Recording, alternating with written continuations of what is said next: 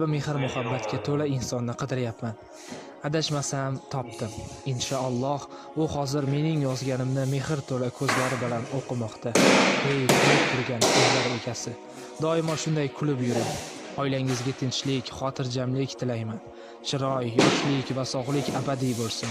O'tayotgan har bir kuningiz va bugungi kuningizni Alloh xayrli qilsin. Qadrdonim, agar bilib bilmay qilgan ishim yoki aytgan gapim bilan dilingizni og'ritgan bo'lsam, chin dildan pushaymondaman. Iltimos, kechiring. Dil og'rig'i yarasi qanday bo'lishini bilaman.